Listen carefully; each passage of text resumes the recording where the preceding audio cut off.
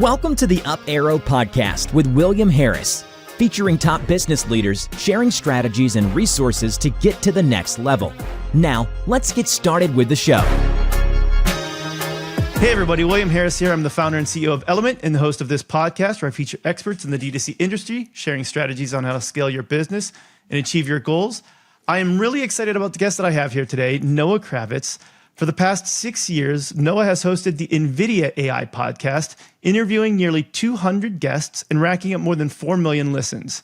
He's been working on technology for more than 25 years as a journalist, consultant, and entrepreneur. He's newly a partner in AI Ready, a consultancy focused on helping businesses leverage artificial intelligence. And he is here to kind of walk us through what we need to know about AI, and we'll try to tie this into e-commerce a little bit. I think it's gonna be a lot of fun. Noah, welcome. Hey, thanks so much for having me. I'm psyched to be here. We were chatting as we were setting up. I'm so excited to be in the guest chair. It's been a long time. I don't even know. Switch it up on you. Well, I have. We'll get to that later. But yeah, it's cool to sort of, I'll share what I can, and I think it's definitely going to be fun. And thanks for having me. Yeah, thanks. And I do want to give a shout out to Andy Heddle, who runs digital marketing over at Winnebago Industries. He is the one who put us in touch. He's an absolutely wonderful human being, a good friend of mine. And so thank you, Andy, for putting us in touch. Yeah, shouts to Andy. Good guy. Yeah. So there's a lot that I'm excited to cover in this show with you. We plan on going through the immediate state of AI. Then we're going to get into the near future of AI, distant future of AI. And we'll transition a little bit into some more practical stuff like how do we prepare our kids and practical uses for e-commerce. And we'll end with a little time where we can just kind of get to know you a bit more personally, because I understand that you were once infamous, which you hinted at just a little bit ago. So with that, what is it? We'll go 5 days to solve AI, 6 days for the other stuff to get to know you, and then we'll rest on the 7th. Sorry, I don't mean to do it. Yeah, something like that. Let's get into it. Let's everything you want to know about AI. Here we go. As I know. Yeah. So I want to start with the immediate state of AI and the things that you and I were talking about before that I think are the things that people are the most excited about and that's getting the most chatter about right now are LLMs and multimodal LLMs. And so I want to talk a little bit about let's start with just what are LLMs and multimodal LLMs and how do they differentiate? And then we'll get into maybe, why they matter and how they're evolving. Sure. Yeah. So an LLM is an acronym for large language model. And it's funny because I feel like I start to choose my words carefully because there are a million data scientists and engineers and people who really technical people who know their stuff who I don't know and they don't know me, but I imagine they've listened to the Nvidia pod at some point, at least once. Sure. And I don't want to get it wrong. And I know I'm not getting it 100% right. I'm imagining them, but essentially an LLM is an AI model, right? So it's a piece of technology. It's not a piece of software, but kind of akin to that, right? It's a piece of technology that runs on a computer, you can access from the computer. And it's built around and so it's really good at processing language as the name implies, right? I was trying to keep myself from going into the weeds already. And so ChatGPT is the best known application that runs on an LLM. ChatGPT is a chatbot that OpenAI, and apologies to the listeners who know this. ChatGPT is a chatbot that this company called OpenAI released just about 1 year ago, right now as we record this. And it became the fastest adopted consumer technology product ever, right. I think, if I've got that right? But crazy, 100 million people, in the blink of an eye, were using it faster than whatever else. And essentially what it is it's a chatbot. So if you've ever gone to a website to get customer service is the easiest example, and you've got a little chatbot that pops up and you talk to that instead, that's a chatbot. And there are lots of chatbots that don't have anything to do with LLMs per se. Chatbots existed before LLMs and so not all chatbots are like this. But what OpenAI did is they released a chatbot that you just type to, and it sends what you're typing to their LLM GPT. the GPT, general purpose transformer, I believe. Probably got that wrong. But it essentially, the AI thing, the technical thing that's at play here is a transformer, right? And so an LLM is a model that leverages transformer to process language. And so people started using, ChatGPT and realized like it could do all kinds of crazy stuff with language, or appear to anyway. And we'll get into that. And I don't mean that as a shot across the bow. I just mean like we'll get into what all that means. So in the tech world, this calendar year that we're in November now, 2023, this whole year, and certainly in my world, has been the year of the LLM. And ChatGPT and OpenAI's LLM are not the only game in town. And there are, and you mentioned multimodal. We'll get into that. There are other models that generate images and audio and things that are kind of in the same sphere, that you put them all together and you get some crazy stuff. But talking about LLMs, there are others from like Meta and Google, and some other companies, but OpenAI is the front runner by far right now, and ChatGPT is the one everybody knows and has used, or the people who've used it has used it, and so like all of these startups have been birthed on top of LLMs, and just all kinds of money being put into them, and it's both like a crazy, classic tech world hype cycle, and also a lot of people, myself included, for whatever that's worth, but a lot of people who I've been fortunate enough to interview or even just rub shoulders with are really like, AI is not new. We'll get into that, but generative AI and this mainstream thing that's happening is sort of new, but you put it all together and like AI is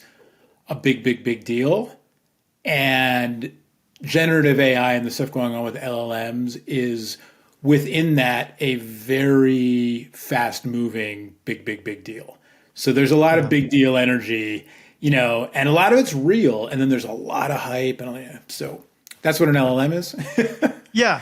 And so a couple of the LLMs, obviously ChatGPT being one of the biggest ones. I think Meta's is what, Llama. Google Bard, and I've played with. I've at least played with Bard. I got into that one the day of. I haven't played with Llama at all. So Bard is if I've got it right, Bard is the bot, and I think it runs on Palm. Palm is a Google has a few LLMs. I think Palm is the one. It's got LM. Like Llama has LLM. Anyway, but so all these, and then there's Anthropic and Cohere, and now there's like, I don't want to say there's new ones every day, but there are new ones every day. But those are we covered a lot of the big ones, yeah. And so like what differentiates them? Like in what ways are they different fundamentally, if you're aware of? Like at least in my own personal testing of some of these things, for me, ChatGPT is significantly more creative, whereas I felt Bard was more accurate, which was an interesting thing, at least in the questions that I would ask it. But like, how do these differentiate? So I realized as you were talking that I can't be on a podcast in 2023 and say things like, I think GPT stands for, like, no, we're on the internet. Like I can look stuff up so I don't get it wrong some of the time. How do they, it's a great question, and like so I'm gonna answer two ways, right? I'm gonna try to give the TLDR and then get into the longer one, and cut me off. You're a podcast host, but they differentiate as you started to speak to, in the way that they actually behave and their actual capabilities and strengths and weaknesses sort of relative to one another and that kind of thing. And so like, I haven't used Bard very much, but I've been playing around with Anthropic's Claude. I think it's Claude 2. I've been using the free version, which I think is 2, but I think they're up to 2 though. And Claude I started using because I talked to somebody who, a developer, who said that he'd been using Claude. He'd been liking Claude for kind of factually accurate, sort of less creative, more reliable. So maybe along the lines of what you were saying, but it came up in the context of me looking for something I could use in my work doing like marketing writing, where it's a lot of customer marketing type stuff.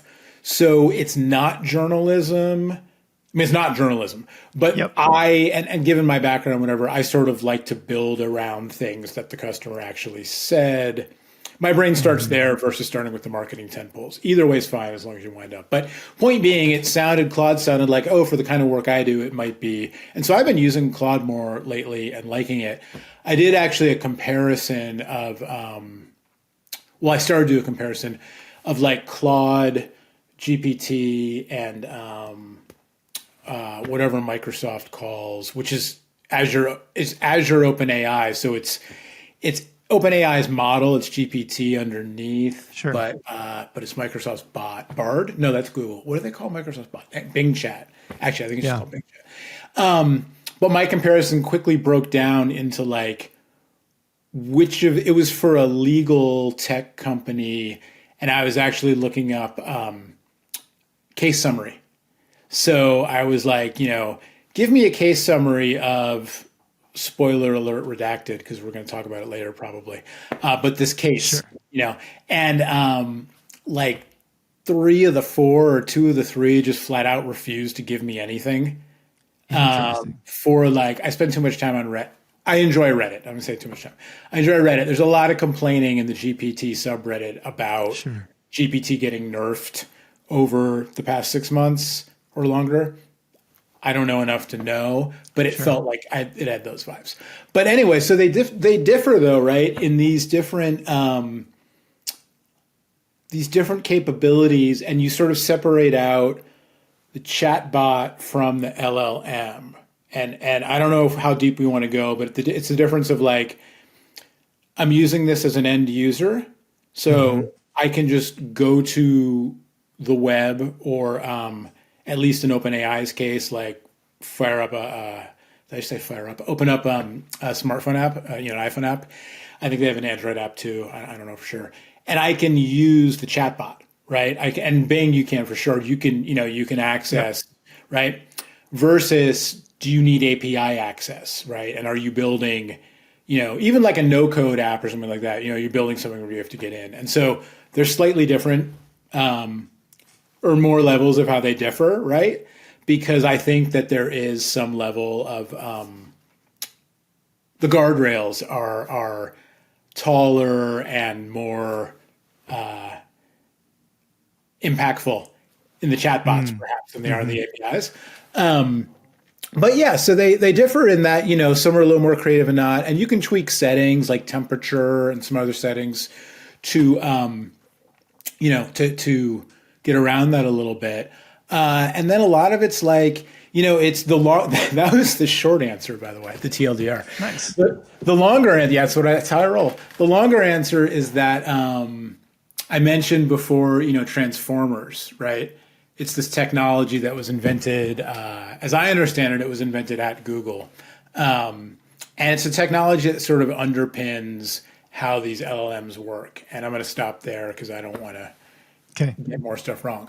But the relevant point is that, and I learned this at an event I went to, I participated in, but I was sort of like the warm-up act, because the rest of the speakers were all like engineering leaders from all these companies we've been talking about, like the people who make this stuff. And they kept talking about it. And the one guy in particular had a slide in his talk, which was great. This seminal paper, which is called All You Need Is Attention, or Attention Is All You Need. I think it's a play on the Beatles song. And it was kind of like announcing the invention of the transformer, right? And if you look at the authors of that paper, and they're all in this Google lab, one of them was actually like a student intern from, I think, University of Toronto, the guy who founded Cohere.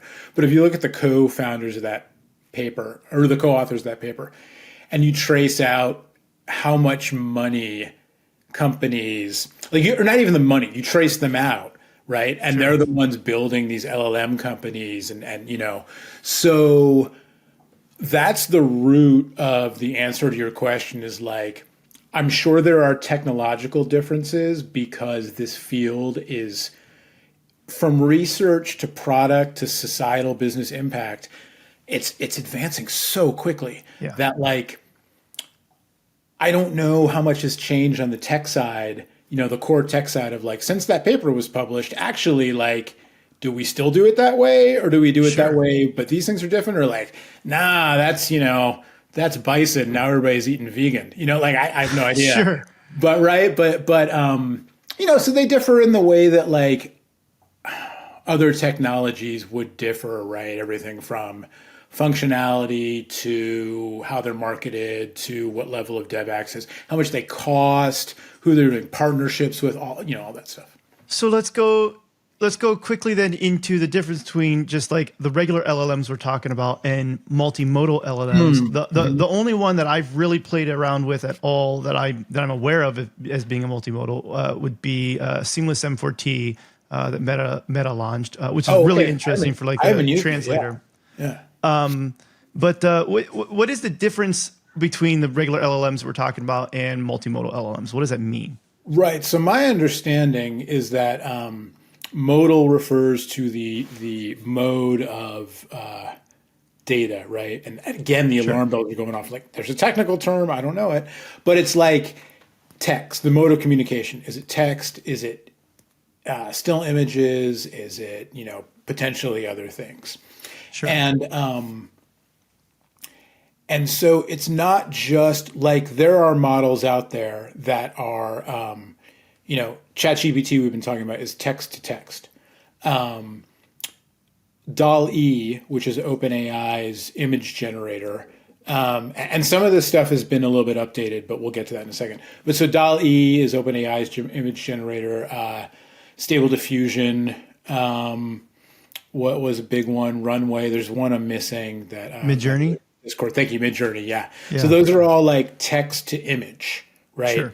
Then you have text to audio, music and speech, and there are companies doing that, right? Multimodal is when you like do more than one at the same time. And so my sort of like, I interview technical people, sort of understanding kind of tops out around there. And then I get fascinated by the practical and philosophical implications of what they describe, right? The technical people. So it's not meant to be a plug, but it's a plug. I refer people to a recent episode of the Nvidia pod, if I may, with a guy named Dr. Jim Fan, or even just listen to that one. Yeah. Yes, I actually want to talk to you a little bit about that one, like in the Minecraft stuff that he's doing. Yeah. So Jim is great, and actually, it's not even that episode, but at the end we got a little more into it. He's a great follow on. I follow him on LinkedIn. I don't know what other platforms he's on, but he's a scientist at Nvidia. He specializes in LLMs in a very broad, and technical way, but he's always posting little snippets of things that he's seen either firsthand at Nvidia, doing it himself, or Cogs, or just other companies, other people online are doing that relate to LLMs and the future of all this stuff. But kind of it's so one example is GPT-4V, and the V is for vision. So OpenAI has this model that I used to have a paid GPT subscription, and I stopped it over the summer because I just wasn't using it much. And actually earlier today, I was like, oh, you know what? Before the pod, like I'm going to, I'll get Plus again and I'll play around with the custom GPTs and the other stuff and whatever. And then of course, no. Right. But I will. But so they have, you can access it on Bing Chat though, is why I remember the Bing app, on mobile. I think you can do it online as well. I don't know how, but on mobile and iPhone, I know it's pretty easy to do. You can access the GPT-4V model, which is, it's basically what we were talking about GPT, the model behind ChatGPT. So imagine ChatGPT, but you can also upload an image and you can talk to the bot about the image. And the bot can do some really cool stuff and some pretty like amazing if you start to think about the implications of mashing up, you know, image and audio and all these different things, right? And then also like being out in the world with a GPS enabled supercomputer in your pocket that can take a photo and you can put the photo in, and then I'm off in like cyberpunk sci-fi, you know, territory, right? We're actually going to get to a little bit of that as well, but yes. Yeah, right. But so that's one example. And so you can ask it like, you know, the demo, when they first launched it, the demo was somebody's trying to like fix their bike. They're trying to raise the seat on an old bike and they don't know how to do it. And so they take a picture and they ask, you know, GPT, hey, look at this picture. How do I raise the seat? And they're like, oh, you need a 14 millimeter Allen wrench. And well, here's a toolbox. Which one's that? Oh, it's that one on your upper right. And don't forget to grease your chain or, you know, whatever it did. Right. But like, and then there are people who made more sophisticated, like kind of trippy, mind blowing, you know, examples on social media. But so that's kind of an early step towards multimodal. Another example, just to kind of illustrate this part of the spectrum and sort of that like where it gets into the more mind blowing type stuff. And a lot of the stuff you have to like see it. You see it, we can talk about it, but seeing it on a video, even let alone doing it, or I'll show some of this stuff to, you know, some older family members who are, you know, they're tech savvy at this point, but they don't do it for a living. Right. And they'll be like, you know, the first time they see an LLM bot, they're like, you know, right. So I did a bunch of work this calendar year for a company called Bubble, free plug Bubble.io. But the people I work with are super cool, so they deserve it. And they're a no-code platform, right, for like building web apps. And I was writing, my deliverable is writing, in a lot of cases was with them. And as the year went on, I got to do more and more AI related stuff, which was cool. And they had, I don't want to get this all wrong. You should go look on their blog if you're interested. Sure. But they had an AI focused event. And as part of the event, I helped ghostwrite sort of a, you know, future of AI and no code type thought leadership thing. And one of the things that the exec, I believe he's co-founder, CTO, again, you know, apologies if it's wrong. One of the things he talked about was trying to like train a generative AI model on completed Bubble apps to see what the model would respond with, right? And so it's sort of like a to wrap your head around that, right? Like Bubble lets you, you know, with they call it no code. You know, in some cases, I think it is no code, but you know, with zero to minimal coding skills, you can kind of drag and drop and tweak knobs and sliders, so to speak, and build a functional app that can, you know, I don't know, a calendaring app like or you know, business apps. People are doing all kinds of stuff with it. And so they're thinking about how do we use Gen AI? And so one idea is, you know, I wrote a bunch of like tutorial type articles for them and other clients, you know. And so one idea is like, oh, well, for learning, you build like a learning bot and you have it ingest all of the learning content you already have. And then people can ask it about, you know, ingest the developer documentation and like, yeah, cool. But let's like go further, right? What if in the same way that you train, you know, an image producing Gen AI model on other images, right? Hot dog, not hot dog, even a classification model, you know, whatever you train it on a type of data type image, right? What if data type was a Bubble app? Completed apps, right? And so then the model could start to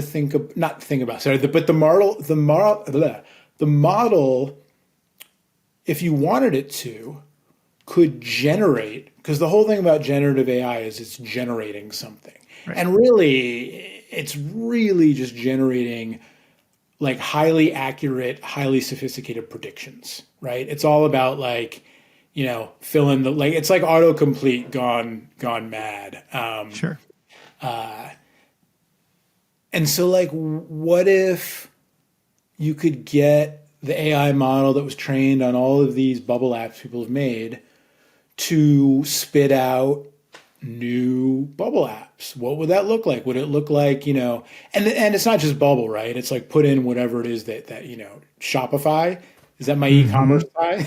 Yep. It's awesome to be on here. And like, I hope I don't know. I don't know a lot about e-commerce. So, I'm fascinated by how it all ties together. But like, what if you could, I don't ask it to spit out. I think I might have just had a tie-in. So Nice. spit out like, ideas for different types of apps or, different industries or different things. But even if you get to like a more abstracted kind of like UAI or a UI layer, right? Or UI UX, or like, what does the flow look like?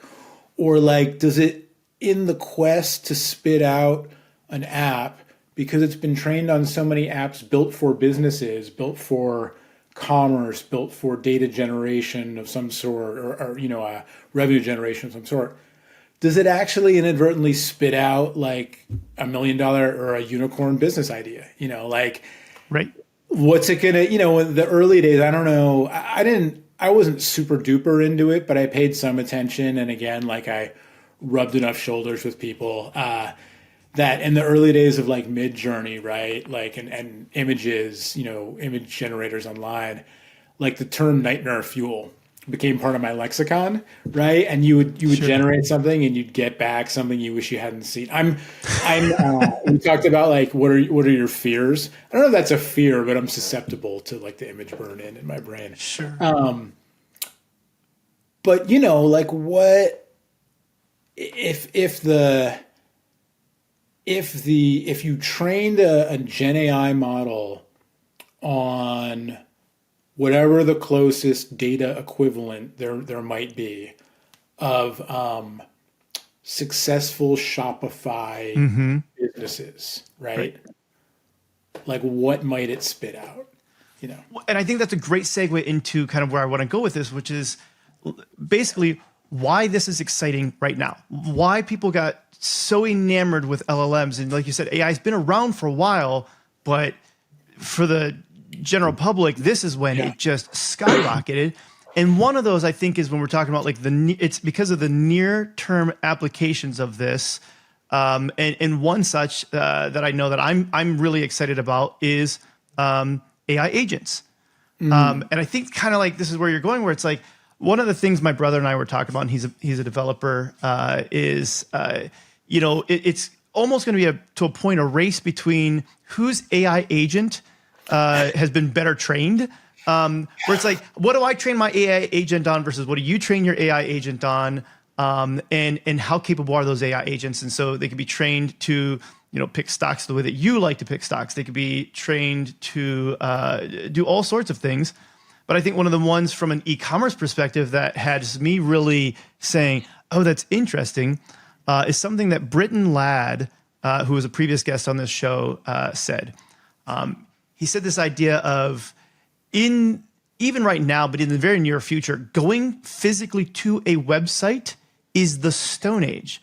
There's no need for you as the human being to actually go to this website anymore. Your AI agent will go there. And so if you say, hey, I need a pair of new shoes, your AI agent could potentially just say like, great, here's 3 great options. Which one do you want? And it will have already known enough of what you want, or it just goes and picks and buys the one that you want and doesn't even ask you eventually because it's so good at predicting what you want.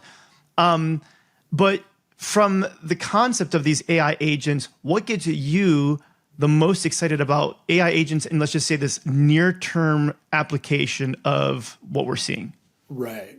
So I feel like I need to physically spit the sentence out so I can focus on near term.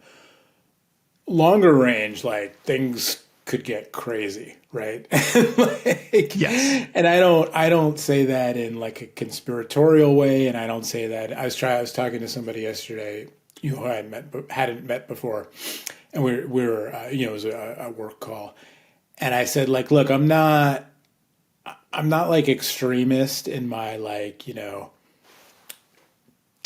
technology or nothing, tech utopianism kind of thing, et cetera, but like, like AI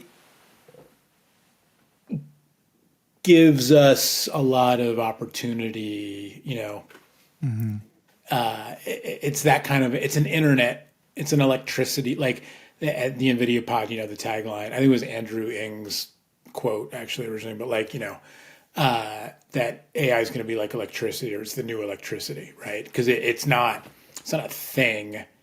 It's like what was the man? Was it 3M? I'm really dating myself with this reference, but there's some company in their ad, I think it was 3M, that used to say like, we don't, well, one of them was we don't make the blah, blah, blah. We make the blah, blah, blah better. And that was kind of the, yeah. So, but near term, and with agents and stuff, the idea of agents is super cool. And I learned about the idea and went sort of hands-on. So the beginning of this calendar year, right? And I keep saying calendar year because I like, between like kids and family stuff and the education world, and then like the work world with the fiscal year, which I, know you Sure. about, right? It's like, but so beginning of this year, I went down the rabbit hole. I mean, like a lot of people, because it was right after GPT and the holidays and everything. I went deep down the rabbit hole of trying all of these like new things that were being built atop GPT 3 or whatever it was, that was 3.5, whatever was new then. And agents were like the thing I spent the most time messing around with. And none of the things that I tried did anything, right? The end product wasn't anything particularly useful. But watching them work was sort of fascinating. And then I dropped out. And so this is a long way of saying that I don't know what's been going on in the space more recently. But I can kind of, my perspective. So an agent, and tell me if you have a different sort of working idea of it. My understanding, when I think of an agent, I think of like a bot that's out there doing stuff on my behalf, and it's trained, built, developed, programmed, whatever, I think trained, designed and trained to focus in on a specific thing. And so I've heard people talk about them as task specific. So like a travel agent, right? And but that's a good way to think about it, right? A travel agent, like I have an agent that when I call upon it, it's to book me travel. And that agent already knows all the stuff it needs to know about me to effectively book me travel. Like, and I might need to tell it, am I traveling? I just tell it like, where am I going? Am I going alone or am I going with the family? And it just knows, like, right, when I'm alone, I like to travel, if I can get an upgrade, I'll take it, right? And if it's the family, it's like, well, only if there's 4 upgrades, there's never 4 upgrades. So, how do we get a little extra leg room without, paying $35,000 a ticket, whatever. It knows all that stuff. What I like to do when we get there, blah, blah, blah. And so then the other way I heard people talk about agents is kind of a role-based agent. So in the world of, say, personal productivity and sort of supercharged assistance and that kind of entrepreneurial stuff, right? I've seen things where you can have an agent that's like a super assistant, but you can also, if you're an entrepreneur, have a group of agents that's like your co-founders, right? Like your CTO. If I'm the CEO, they're my technical co-founder, or that kind of thing. Or you can have like a virtual board, or like whatever. There's one company who I tracked a little bit earlier in the year who has as a demo of their tech, of their sort of, I don't even know, framework, I think is how you talk about the infrastructure of an agent system. But as a demo, they had like great figures from history sitting around a table, discussing things, right? And so they were each trained on different persona and written works of those people. And so this idea of agents going out and like taking care of stuff for me, for us, is really popular. And then along with it, and this is kind of where I've had a little bit more hands-on experience, and I'm more in the realm of, again, like communicating and marketing and thinking about it than actually building things myself. But on the other side of it is personalization. And so I worked earlier this year with a company, a startup called UAI, YOUAI. Yep. And they're founded by an ex-Googler he's got like a track record of a guy named Dimitri, really nice guy, really nice people, shouts to them. A product guy, right, from Google and other ventures. And he co-founded or founded this company called Koji, which is like a creator economy platform of some sort. And UAI is somehow birthed out of that or birthed adjacent to it or whatever. And so it's a platform for people to build AIs, is how they call it, to build AIs on it, right? And so, and we can get into this or not, but the recent, everything's moving so fast, and OpenAI just recently announced a bunch of new stuff, some of which undercuts the unique value proposition of companies like UAI. In UAI's case, it's not their sole value proposition, and they actually let you use you can use GPT, you can use Claude, you can use whatever. But just illustrative of the larger wave of like, this is all moving so fast, businesses are built and fall down, whatever. UAI didn't fall down. But anyway, so their thing has been like creator tools, right? So sort of like low code, no code, type things, where if you've been playing around with GPT and you can get it to do some stuff and you sort of have a feel for prompting, you can apply those skills and create things that like you can reuse, like an app, like you can reuse, or you can share with people, or you can sell. They have, creator platform on UAI, right? But one of the things that they offered sort of, and I worked with them for a few months on a project, and they were like, I don't know if this is I don't think it's product-led growth. I don't know my business terms, but they were like very, a startup and building out their platform, but doing it very publicly. So they went beta pretty early. Sure. And so like, they've come a long way publicly, right? In a short amount of time, which is just thinking back to when, 20 years ago, like you didn't do that, but you were shipping hardware or a DVD-ROM, you couldn't really do it. But so one of the things that they had early on, and they still have it, but I don't know how big of a thing it is, right? Currently, how much of a used feature it is in their platform, was this ability to personalize things agent style from the beginning. And they had this very simple user interface. It's kind of like like a game I play with one of my kids sometimes at bedtime. It's like this or that, right? Sure. Like chocolate or vanilla, Linux or DOS, whatever, right? And so Linux or DOS with your kids. Did I say that out loud? I promised I wasn't going to talk about them. No, I don't play Linux. I was trying to bring it back to the wrong. Yeah. Right. I was like, wait, no, this is a tech podcast. Don't say, and it's not even an e-commerce podcast. But no, right. Like very simple. And they had a nice little UAI to make it very easy to create it, like a stack of cards, right? Where you pick one or the other, or some of them are multiple choice or like, rate from 0 to 5, whatever, that kind of stuff.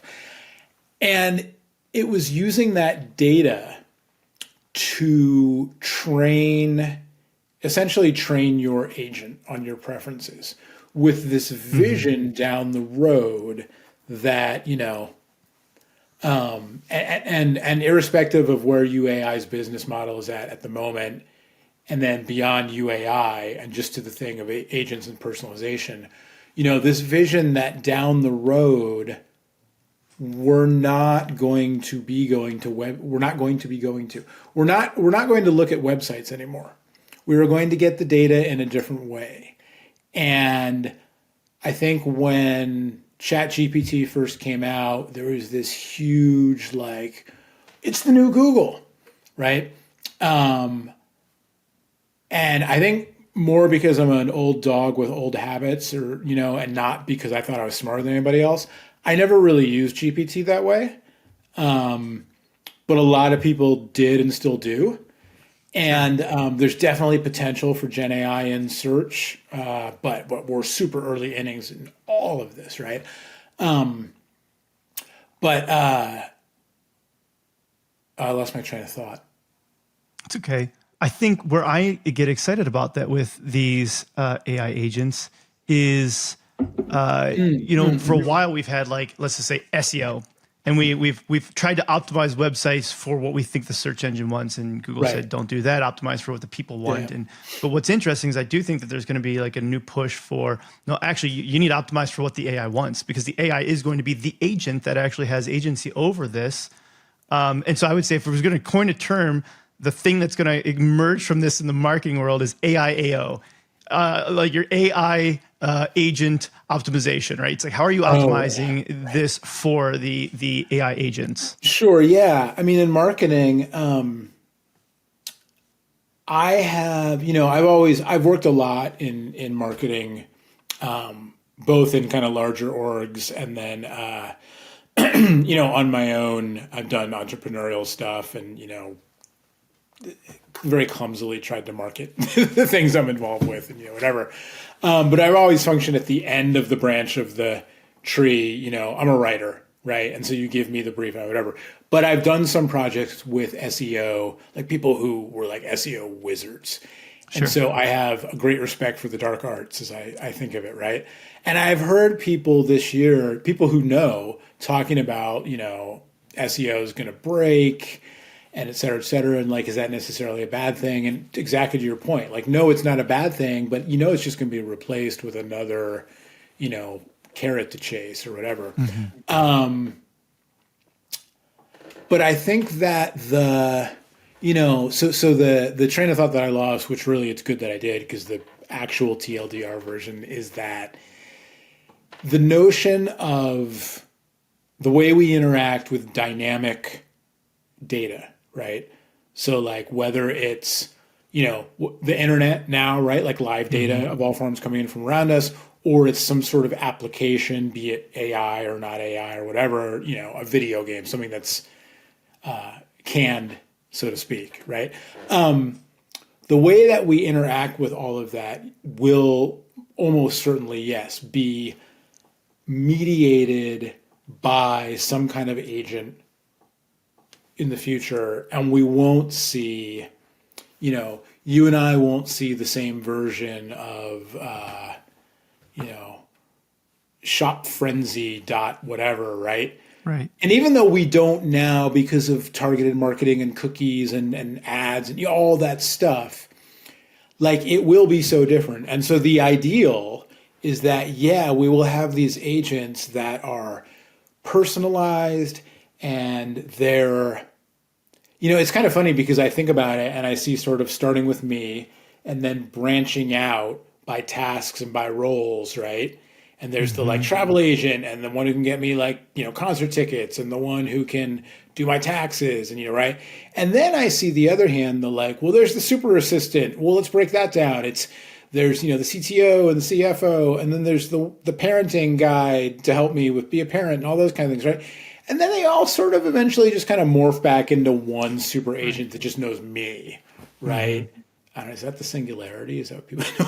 Well, but, so like I actually wanted to bring that up a little bit, like Ray Kurzweil, and like how far are we from that? But yeah, so but things, to your point originally, and your friend's point, like websites, like everything else, like human beings ourselves, are eventually just a passing fad, and AI and what's happening with LLMs and natural voice processing and screen technology and AR, VR, XR, just all these different technologies are like, I don't know that it's all headed towards a particular singular new way of doing things, but there's a paradigm shift happening right now. Yeah. Yeah. Well, in some of these agents that are around, and you hinted at a couple of these, one are like the GPTs that you can use with OpenAI right now, right? Where it's like you can start building a lot of these. Yeah. And you mentioned UIAI.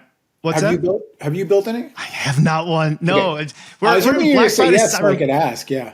I know I'm supposed to be AI guy, but I just haven't gotten my hands, time to do it. Like I was saying, This is Q4 Black Friday, Cyber Monday run up here in e-commerce. You're a little busy. If I could build an AI to sleep for me, that's what I would do. Oh my God. Is it too late to build a Black Fry? Now I want to make a bad pun. Yeah. Black Friday AI, like a Black Fry Friday. AI, right? Yeah, Black Fry AI. Yeah. So they just keep me away from spending money. Yeah. Oh my gosh. Right. So then the other thing though too is Meta has some that they released. I know the universe of characters at your fingertips that they had, right? Where it's like Right. Chris Paul, pro golfer, helping you perfect your stroke. Like they built some of their own versions of these like miniature ones, but I still get mostly hung up on that idea of, let's say, as we transition into like the longer term vision and future of AI, where it goes towards like this super agent of sorts, where it's like, it's your agent optimizing like what you want and what you desire in all of these facets. And it doesn't necessarily have to be broken down. And so, but I'd say like moving beyond the AI agent side, like what about the future of AI gets you the most excited? When you think about like where this is headed, and this could be 50 years from now or longer. So several years ago, I actually just looked this up the other day for something, and it's longer ago than I realized. And I actually had twice. I had the good fortune of interviewing a gentleman named Kai-Fu Lee for the Nvidia pod.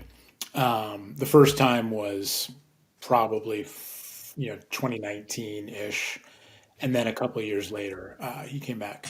And so he's been in the field for a long time at very high levels. I think this is correct. Sorry, I'm going back to my disclaimers. I believe he led Google China for a long time. And then he started his own venture capital fund. But he's been in AI for a long time. And he's an optimist about this stuff. And so the first time he came on, he was promoting a book called AI Superpowers. And then the second time was another book that was a interesting collaboration with a fiction writer. But the first time, AI Superpowers kind of about like just things related to AI. And this was still several years before, we were doing the pod, right? NVIDIA, but like most of the world wasn't talking about AI except for the occasional movie or whatever, right? And so he's been in this for years and in significant ways.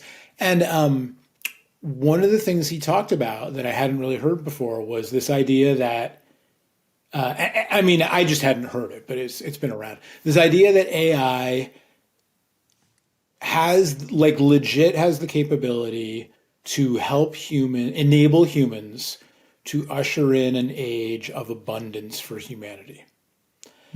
So that like the technology itself and the applications in like the world that we've built, right?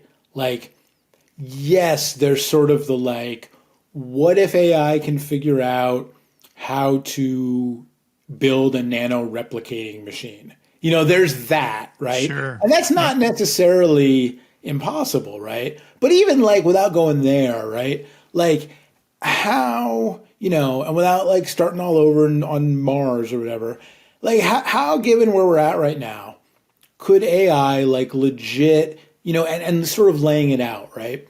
And that kind of like opened a door for me because, I've always been into technology, but my deliverable, so to speak, has always been either content, like writing video. I used to do a lot of videos back in the day, podcasting now. And then I've been involved kind of more in my own entrepreneurial ventures, but a couple times in, real jobs. No, that's not. In jobs working for other companies, where I was kind of more on like a producer, type role. And in those roles, I've always had tech skills that top out around prototyping, right? And so working with Nvidia for several years before the podcast opportunity came along, because they started the podcast with somebody else, and then that person left, This was during the first year of the pod. And so they then asked me if I was interested, and I kind of took over from then. And they've had some other people host some episodes since then. They had somebody do a lot of the auto related stuff in-house, whatever. But anyway, my work with Nvidia prior to that had been writing about like pretty non-mainstream things that the mainstream doesn't think and talk about. Like surveillance cameras, security cameras, traffic light cameras, that kind of stuff, which like was already using machine learning to do things, right? Early, delivery robots and like not drones that, people have drones now, but like warehouse drones that were using computer vision cameras, again, an early form of machine learning, or not early, but I just mean predates what we're talking about now.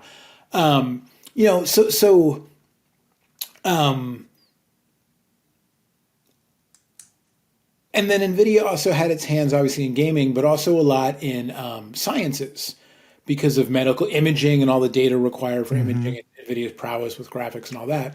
And so I got to kind of like occasionally work on, or at least just hear about, even as a contractor, I wasn't full-time there, but I went to some events and, whatever, and see some of the wild stuff that, people were using NVIDIA tech to do in life sciences and neuro, brain research and neuroscience, which is my dad's field. And, space exploration. We've had some astronomers come on the pod and talk about the James Webb Telescope. So all these different things, right? And so like, I think that listening to Kai-Fu Lee talk about this idea and then going back to his book and then reading other things, having that background and sort of understanding that like, yeah, like things are already happening, right? Like, and then COVID came, right? And AI was such a big part of, and again, I don't mean to, AI has become this sort of, I'm trying to think of a nice way to say it, umbrella term for lots of things, right? But that like that it was such a big part of developing, COVID vaccines and treatments, but it's been such a big part of drug discovery, all these things that affect lives in material ways, right? And so then, Kai-Fu Lee kind of like that experience sort of making me think about like, yeah, like if we diverted, more resources towards, and then this gets into like politics and all that kind of stuff and just, human nature, et cetera, et cetera.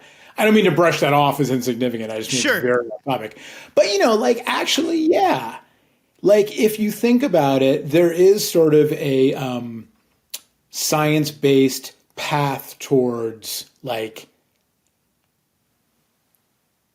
abundance, for lack of a better term, meaningful, for all people, right? So the idea that like big, positive, world-shaping things are more possible now because of AI, and not just because of AI, but are more possible now than they were, 5 years ago, 10 years ago, certainly 20, probably 2, whatever, right? Like that gets me really excited. And then I think kind of near term, it's ironic because I thought this would be like sort of a banner year sort of professionally for me because of AI. And it's been really interesting and educational, which are always code words for, the bottom line is not quite what I thought it was going to be. Sure. I think there are a lot of opportunities for, it's marketing speak, but it's true, like smaller teams to do more.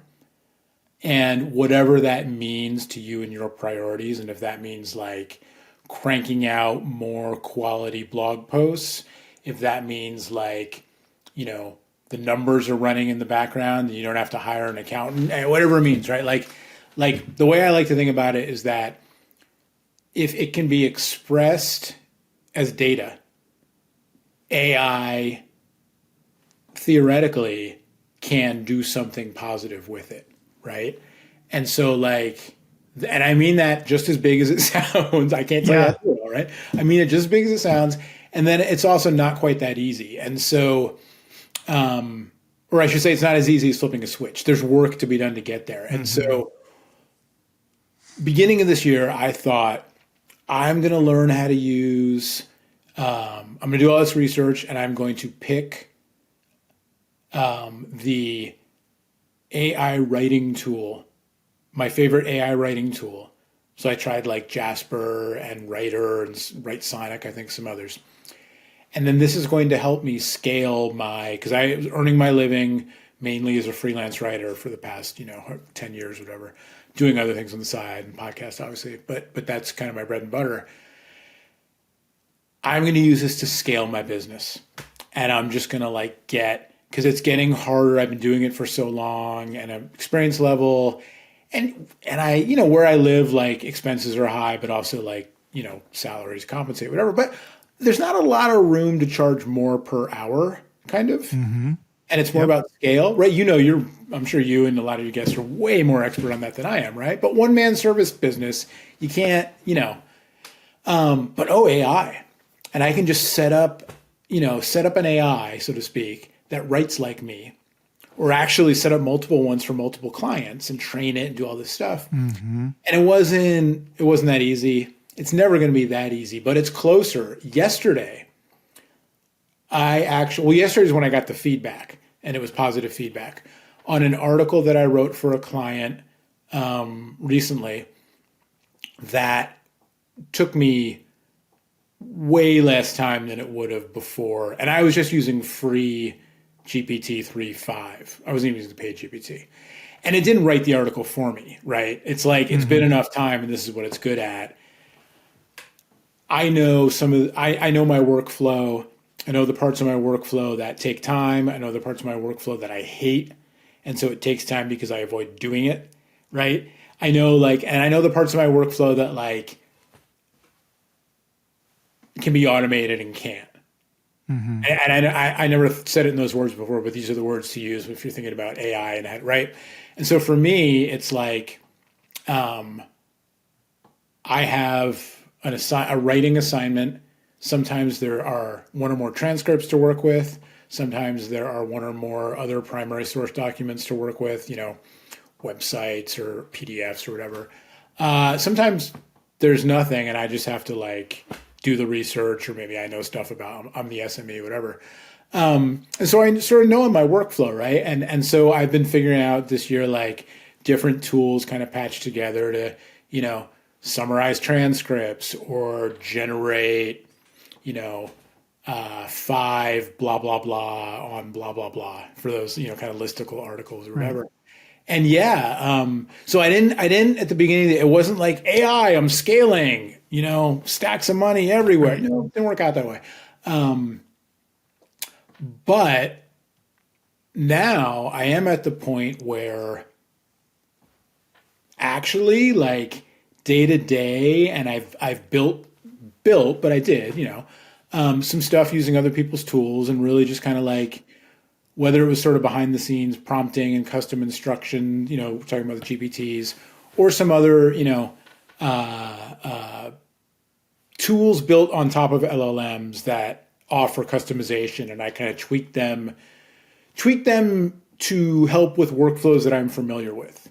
And so the interesting thing about this is that, and the thing that kind of sparked this train of thought was that you mentioned the consulting thing that I'm doing now called AI Ready, which is, working with businesses to help them get started using, get ready to use AI. And so our initial sort of premise, without getting into the whole backstory of it, but our initial premise was, it was sort of there's a gig that somebody needs done.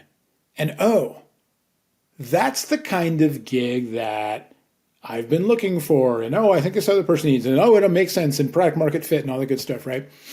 And so we need some sort of offering to go to people with.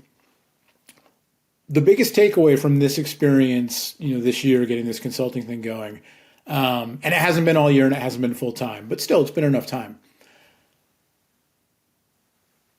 I think the term would be pre-sales education. There's so much pre-sales education that we've been doing with like, decision makers at like, companies that have, and there's nothing wrong with companies that have less than 20 to 50 people. I've been a company of one or two most of my life, but companies that like there's money and there's jobs and there's other people's livelihoods on the line and there's revenue and there's all this.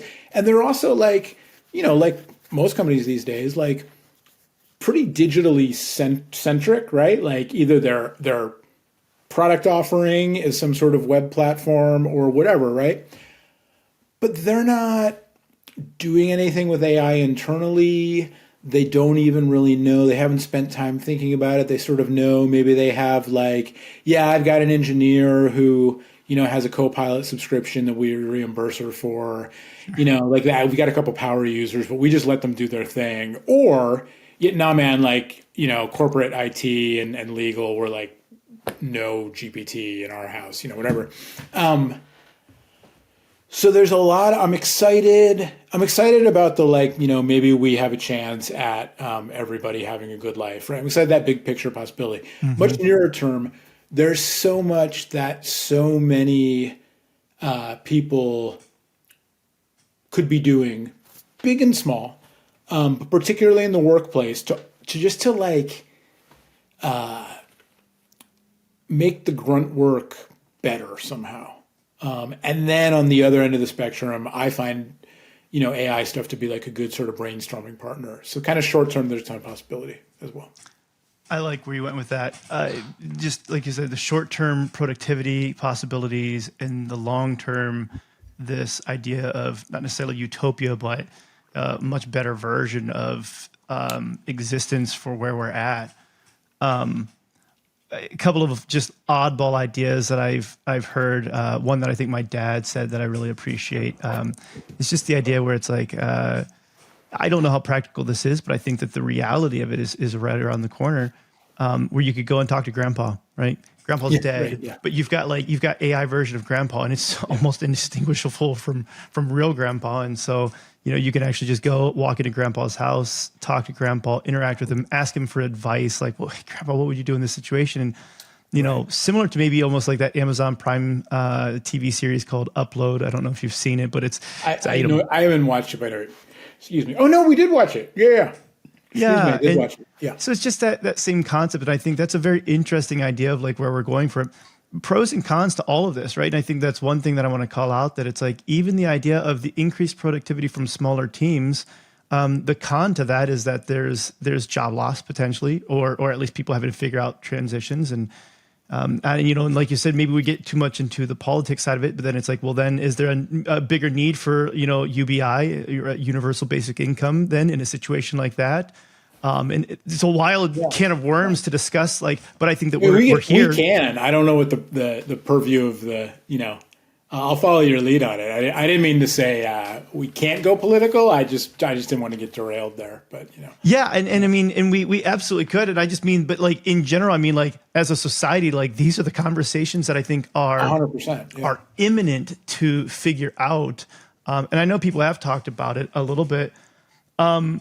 One more positive spin on this, or maybe, I don't know, it's not, but then I want to get into like, what are the things that you're afraid of with AI? But like, what do you think about even like Neuralink, and like, are you even able to comment on what Elon Musk is doing with Neuralink and how that integrates into this idea of AI? I don't know a ton about Neuralink, other than that it's, brain implants and AI and, who the founder is. Okay. So I don't want to speak specifically to their thing. I can speak more broadly I could speak about brain implants actually, but I could speak kind of more broadly also to just the idea of like, cyborg, man machine, enhanced. Johnny Mnemonic, right? Totally. Right. Yeah. I mean, I think, what was it you were just talking about before that, though? Oh, about talking to grandpa, right? So I think with all of this stuff, it's good to remember that none of these ideas are new, I don't think. The idea of preserving grandpa's memory, you know, written words and photographs and audio conversations and videotapes and, you know, so AI is different in ways, both, I think, based in science and based in sort of humanity's tendency to create stories / sprinkle things with magic, which I don't think is a bad good or bad. It's just what we do, right? So I think like AI has been imbued with some magical qualities that maybe it doesn't have.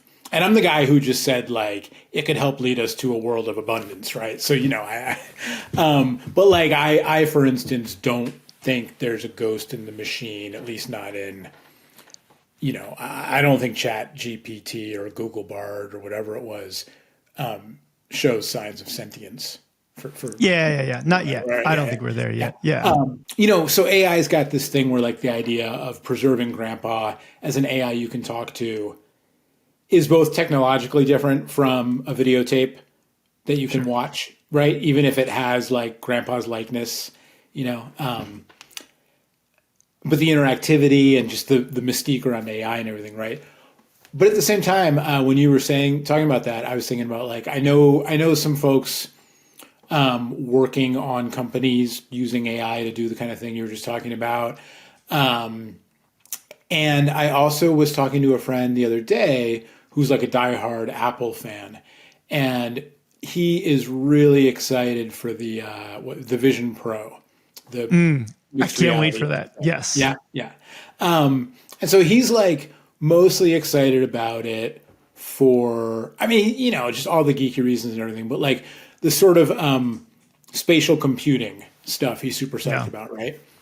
But he also, whatever phone you need to have to record spatial video, and I don't know if it's just the newest one. I used to be up on all this. I used to cover cell phones for a living, and now, you know, I got like a 13 mini or something.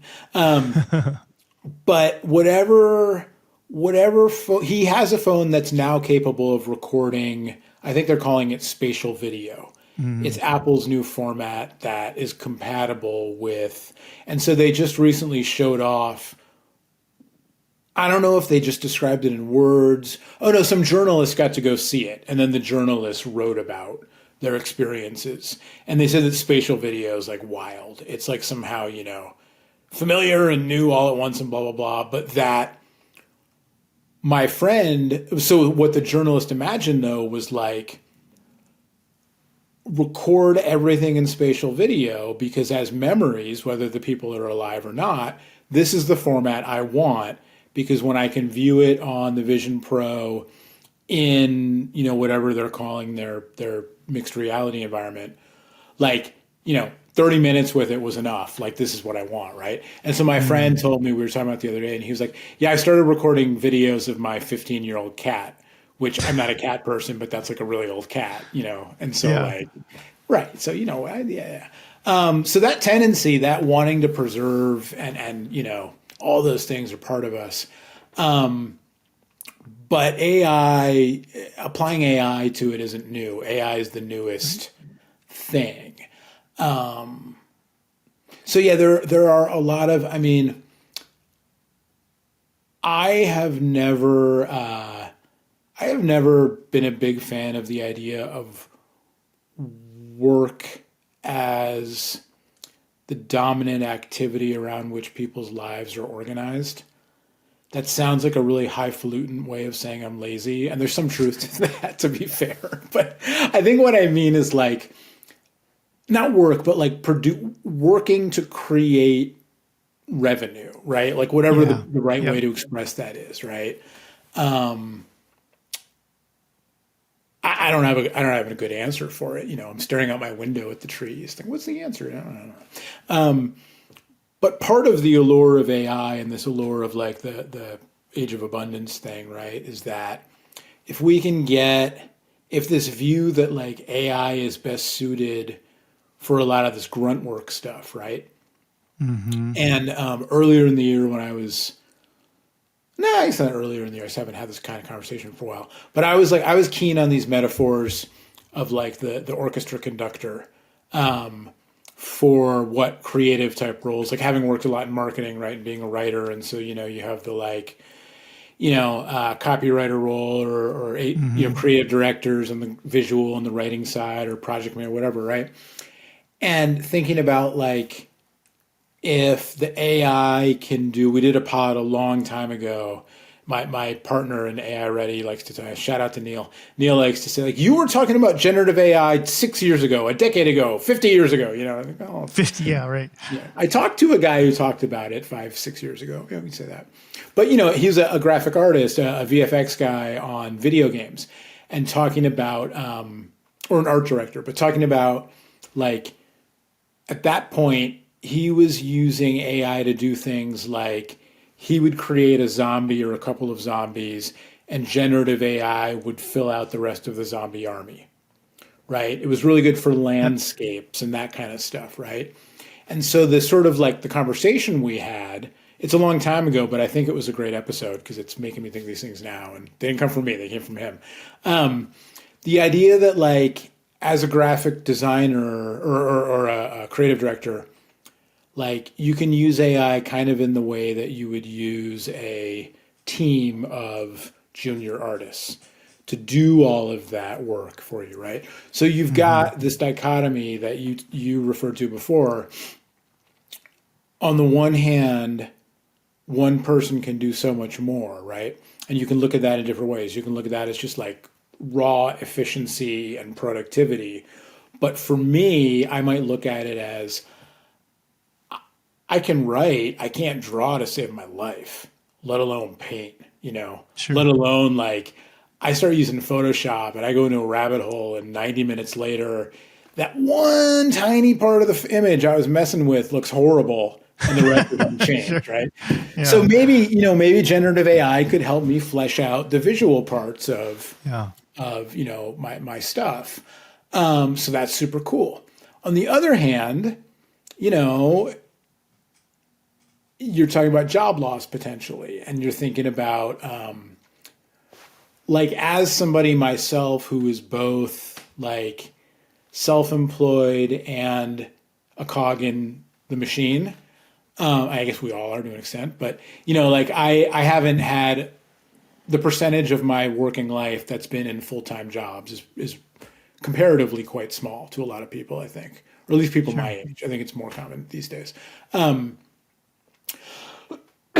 Excuse me. So, I can see how, as a consultant, right? I'm sort of like, what are the metrics that we could use to sell our services to these businesses? Well, you can save money. Well, how can you save money?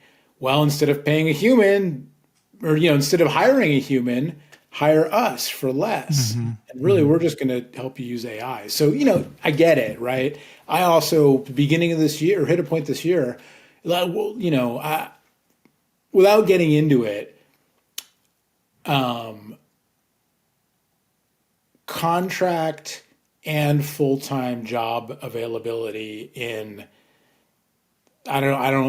people say the tech sector, I'll just say in the places I've been working for the past 20 years has been tight for the past year and a half, 2 years, whatever, right? That's not news to people. I just don't want to presume anything about anywhere else. I'm in a bubble, right? We're all in our own bubble to some extent, and I know mine is what it is, right? But work's been hard to come by, right? And so I have myself gone through these cycles of, like I was saying, like I'm going to get 3 times as many gigs writing and do them in a third the time because AI is my buddy, and then like AI is taking all the jobs, and then it's kind of like, well, AI is not actually taking any jobs yet, but because people are convinced AI is going to take the jobs, who was it? There was a tech leader who got a lot of press, like a tech leader of a large company, I forget which company, who got a lot of press for talking about, like, in the midst of all the layoffs and hiring freezes, we're not going to rehire until we assess, how much we can replace with AI. Sure. So, this stuff is real. And even if AI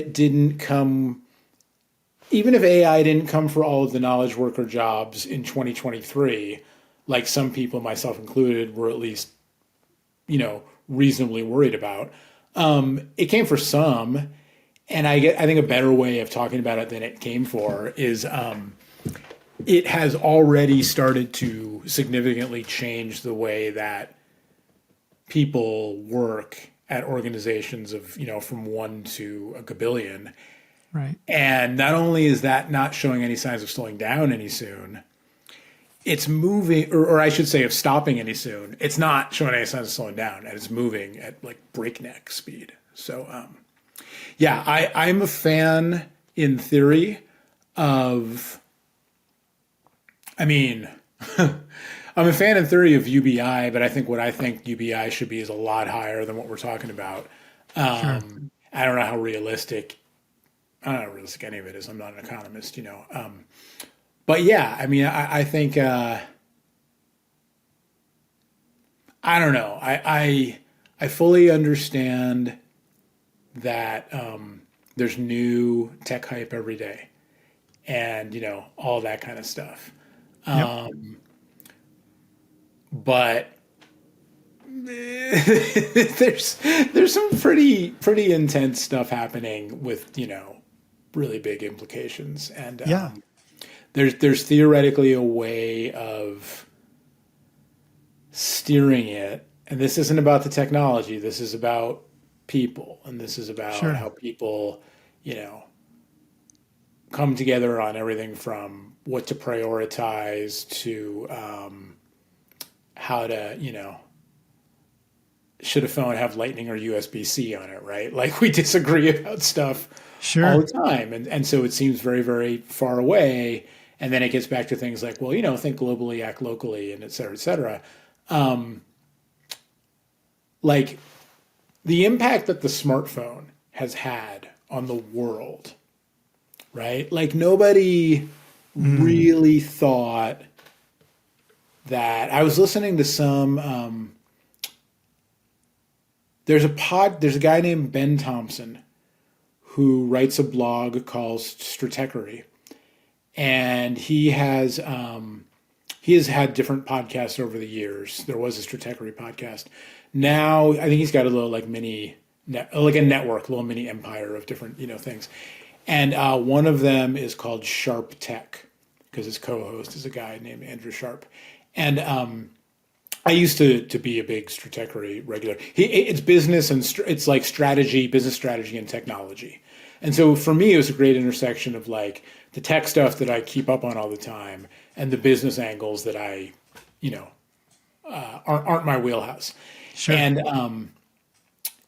so anyway, I hadn't listened to him in a while, and I listened to a recent episode that was about the new OpenAI, the Dev Day announcements, and the future of chatbots and LLMs and all this kind of stuff. And in it, and it was based off of an article that he had written. So somewhere maybe in the article, actually, he quoted Bill Gates from a long time ago talking about why Windows Phone or Windows Mobile, I think it was after the fact, about why they lost. And so sort of like, that's a great, if you're interested in tech and the history of tech and business and all of this stuff, great thing to go back to, seminal moment. But the sort of broader thing I'm thinking about is how like nobody necessarily, Gates was talking about how he imagined a future where we will carry multiple devices, right? Mm-hmm. Phone, laptop or tablet or something, and then like your main computer, whether it's a desktop or a laptop, your like heavy duty sit down computer. Sure. And he was like, the phone is not going to be the primary device. And as it's turned out, the phone is the primary device for so many people in the world. And some it's because of financial limitations, And some it's because of like they're just mobile, people are just on the go and you can just do it all. But whatever the reason is, right? And so like I'm pretty convinced that, and in the same way the internet, maybe we saw some things coming, right? And maybe the first dot-com boom saw things coming that we just kind of weren't, the infrastructure wasn't there for yet or whatever. But I don't know. I think about like, in the same way that the smartphone has given so many people access to all of this knowledge that they couldn't have access to otherwise. Like, throw AI on there, and it's hard to imagine where we're going to go, but the upside is huge. There's a lot of downside related to AI and otherwise, and a lot of it gets back to things that might prevent us from getting to that. Sure. It's not utopia, but it's a real nice sounding place. Yeah. But there's a lot of upside. And so let's run with this upside and where we're going with this. And let's say, practically speaking, knowing what you know about AI, because you talk to so many people and where it's going, how would you practically begin to help your kids navigate the very imminent future that they're going into? Because there are a lot of jobs that maybe just don't make sense to go into anymore. Yeah. Aside from telling them to start playing with it and using it, which I've got three daughters, 13, 10, and 8, and I've had them all testing out like Midjourney and ChatGPT, and they're writing their own stories with it, and it's a lot of fun to see the kind of stuff that they come up with. But aside from that, like how can we practically tell the next generation to begin navigating what this world looks like? That's a good question. I mean, I think so. In some respects, it's similar to what I say to business clients or professional people I talk to, which is what you just said, which is like just go use it. Right. And the thing that made ChatGPT such a success and then sort of sparked this whole boom that we're in is that it's so easy to use. Right. And does that mean you're going to get exactly the results you want the first time? Like, no. I was almost going to say like Rosie the Robot on the Jetsons, the old show. Sure. And then I thought, well, no, actually you are. Because in order to get something from Rosie, you have to like tell her what to do or ask her what to do. Be nice and ask. It's the same thing with the chatbot. Just like ask it for something. And then you get into it and you start using it and you're like, oh my gosh. Like, my dad, who I referenced before, is a retired psychologist, and a lot of his career was spent researching the brain and working with patients with chronic pain stemming from different places and events and such, and sort of trying to both learn about how the brain deals with pain, but then apply that to working with people and helping people. And so a lot of therapy type, work. Sure. And the first time I showed him ChatGPT, I showed it to him in the context of, having instructed it to act like a therapist. And he was just like, can you send me this link? What is this? This is crazy. And people have that reaction. And I think that, and I'm not saying it's the end all be all or whatever, but like, that's the place to start, right? I think the other place to start, which is much harder, is like,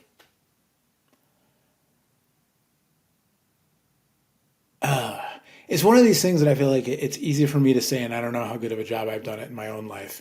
But it's still worth saying because it's the thing, is to focus on like, what do you want the world to be like for you and for everyone else and everything else that you share it with. And I don't mean like, and then go ask ChatGPT, although you could. Like I've asked ChatGPT before, like what would a world look like that was blah, blah, blah, right? And really cool is to ask, and this has been all over socials, but ask one of the image creation things to generate what that world looks like, And it's funny how the images tend towards a certain, I don't know. I think of it as sort of like mid-60s, mid-century modern space age sort of, Sure. maybe it's just the way I prompted it. But like, I don't know what's the right way to say it. Being somebody who, my own career path, like, has not been, I mean, there are strong threads through it, but it's not been like job. It's been a lot all over the place, right? And that's just how I am and how my brain is and how my personality and all that kind of stuff. I sometimes feel like it's hypocritical almost of me to talk about, like, find your passion and think about how you can use it to help the world and go do that, because I'm not an engineer or a scientist or a lawyer or fighting on behalf of the underrepresented, or, you know what I mean? Like, whoever, right? Like, I'm just sort of who I am. But in answering the question about I am who I am sounded, that's not what I wanted to say. I am who I am, and who I am is somebody who, like, primarily is a writer and observer and analyzer and delivers, content. So, right, I can't go out and build a better, solar-powered, geothermally engineered mousetrap. It's not going to come. I'm going to snap my own finger off. But I do think if we're talking about AI, like, pragmatically speaking, sort of, what's the thing called Maslow's hierarchy of needs, I think, right? Yeah. And so if you're talking about, like, we're talking about, like, our kids, right? And I have kids around similar age to yours. One's a little older, one's a little younger. College, I went to college, I went to graduate school. Wasn't that long ago, but 20 to 25 years ago. 25 to 30, whatever it is. And it wasn't cheap back then, but it's like, more now. Yeah. And so you can look at it sort of pragmatically, financially, right? Like, what's your return going to be? And that's talking about Maslow's hierarchy, being able to pay the bills, unfortunately, is, that base level need, right? And that gets back to my whole UBI and what I actually think about all that, and, like, just redistribute everything so we all have enough. But I don't know, human nature, and do we wind up just finding our way back to it? Yeah. Right. There's, like, freshman philosophy in 5 minutes right there. But, you can use AI, like learning the skills and everything will help you get jobs in the future, even if there's only 6 jobs. Right? Being able to interact with AI will be a prerequisite for all 6 of them. You know what I mean? Like, I don't see it going, it's like the internet in that respect, right? Yep. Like, beyond that, A, it's really hard to say. B, it depends what kind of work you're doing. And so then that just gets back to the, like, it's a tool. It's not really all that different. Yeah, it could make things super different before you and I are dead, because things are moving that fast. Yep. And like I was talking about before, if you want to get into sort of the, like, nuanced stuff, I haven't seen a lot of these jobs myself yet. Like, content and marketing, again, is kind of my area that I'm more familiar with. I was on a panel a couple of weeks ago, marketing and AI. So it was marketing specific, but there was somebody on the panel who works at Salesforce, where I've done a lot of work over the years, but I'm not currently, so I don't know what their whole situation is. And her title, and it turned out she had just gotten this, I watched her session, and she had just gotten this title, like, in the past few months. Her title was like marketing AI ops manager or something along those lines, right? And I was mentioning before that I'd built some tools that I could use in my workflows or had used in my previous workflows. One of them was, like, take this raw piece of video and turn it into a piece of content, and And then, like, get into all the parameters of the sort that I would use in this, blah, blah, blah, right? And I showed it to one of my former colleagues who's still at the company. And, and they were like, we had this conversation. The net result is that we had this conversation around how, like, there's so much potential, and there are people who are aware of the potential, and there are people who are not. And it's also about economy, and it's also like internal priorities already, and it's also like huge companies, you don't just like turn the ship suddenly, and all that stuff kind of goes into like these jobs of the sort of the integration of these tools in the workplace has been happening on the down low for years, as we've been talking about before, like, especially with data and number crunching and things like that. There have been algorithms in the background influencing things. Autocomplete turning into autocompleting your phrase, your sentence, right? Those are sort of steps along the same progression. And so you learn how to use those tools. And the jobs that like specifically you are there to figure out something with these tools, those jobs are starting to come. They're not there yet. And so like the idea of, the writer becoming more of a creative, or the marketing person becoming, I showed one of the demos I built to a friend at another company, and they wrote back, and they're kind of like this, but to grain of salt, but they wrote back and said, I see this eliminating the role of writer at our company. The downside is that none of the marketing people I work with like could tell a story to save their lives, But that's the thing, right? Do I need to be a writer? Do I need to be an illustrator? Do I need to be a voiceover artist? Well, yeah, one of those would probably be like, expertise is always really good, but really you need to be a storyteller. And if you can be a storyteller who knows how to use the tool of the day, and if the tool of the day is a prompt-based AI system that today can spit back text, tomorrow can be multimodal like we were talking about, and then maybe next week is actually integrated into, Adobe's suite of tools, or, whoever, Shopify's suite of tools, Bubble, right? All those things, right? Yep.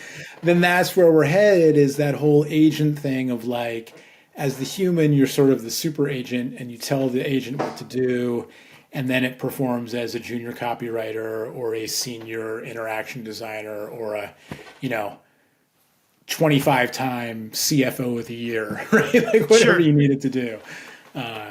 So the advice isn't that different, really. It's good though. It is good advice, and I would say one other practical thing that I would give to people too. Have you heard of a tool called tryapt.ai? It's tryapt.ai. No. It's essentially like helps you figure out what is your ideal job, and I tested it out, but it's using AI, and it runs through all of the different main personality tests. So you've got like the Myers-Briggs, like Enneagram. aptitude. Okay. Yeah. So it goes through all of those, and then it asks you a bunch of questions also about like the things that you enjoy, and it pulls this all together, and it suggests jobs that would be ideal for you based on all of these different factors, and it's wildly accurate. I will say that I tried it for myself, and everything that it came up with was like, yeah, that's where I'm at and where I'm aspiring to be. Tried it with my wife. I had to laugh because the first result, it showed up. She's a very creative person, one of the most creative people I've ever met, and would not be. So I'm ADHD. She's ADHD. We're the different type of ADHD though, where it's like she could not know where her phone is for 4 days. Yeah. Wait, sorry, she can do what for 4 days? Not know where her phone is for 4 days, kind of thing. It's like that. Like my ADHD would not allow that to happen. Yeah. So, but I remember when it showed up her results, it came up with like project manager, software developer, and I'm like, I think this is broken, babe. Like I don't think that's you at all. Right. And there was just like a glitch where it was just taking a while to load her actual results, and then it gave her much more. But it was wildly relevant. I've sent a bunch of friends to it, and they're all feeling very good about like the results. And I'm thinking, this is a good idea and a way to use kind of like these different pieces to practically start figuring out like what is, and they've actually done some work to eliminate from the job recommendations, jobs that they feel are very likely to be more replaced or something along those lines. And so it's like, okay, how do we actually just start guiding people in towards practical things? I mean, so there's this, I was looking at apt in the background, and it's funny because it reminded me of like 3 different things from, Sure.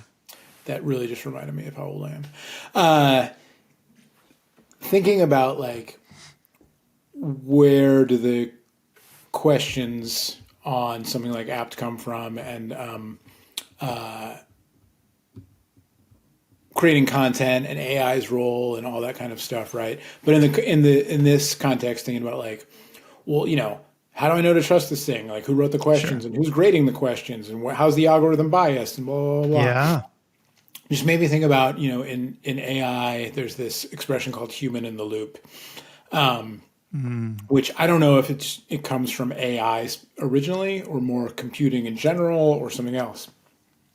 I could look it up now, but that'd be rude. We're talking. The listeners can look it up. I'll look it up later. But it's one of my favorite expressions because what it means is, it refers to the notion of keeping, if the automated system is doing something in a loop, right? Whatever steps are in there, they're being automated. One of them has to be human oversight of some sort. And you can extrapolate that out and how often and what is the human doing, blah, blah, blah. But it, sort of colloquially, it kind of has come to mean, or I've come to use it as like, whenever we're talking about AI, whether we're talking about, on the practitioner level and you're talking about training and inference on a level I don't understand, or we're talking very, very broadly about like, are the robots coming to kill us or not? Like, the idea you have to keep in mind is that there's a human in the loop somewhere.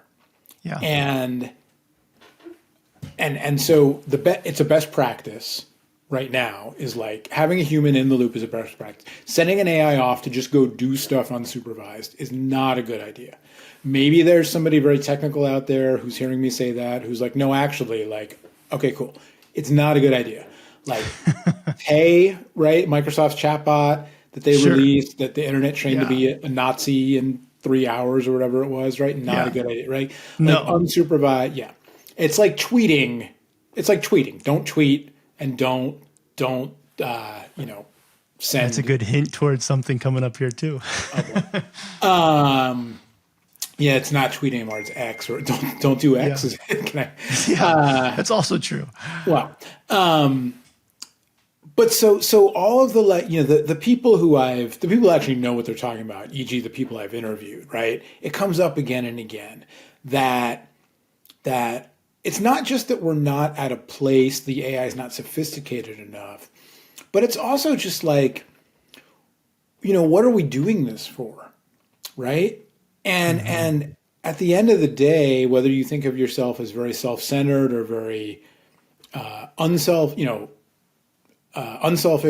or if you think of the world as a human-centric place, or we're just a speck of dust along with the deer in the canyon behind my house and the whatever else, right? Like, we're humans, and if we're creating something, there's some sort of human interest and agency, right, in it. And so keeping that in, I feel like I've lived in California for too long now and I'm sounding like that, but I think I'm just trying to get at like keeping humans in the loop, whether it's like, just checking in once in a while to make sure that like that content marketing flywheel you set up is, not only like not spitting toxic things out there, but also performing the way that you want it to. That's important, right? Like having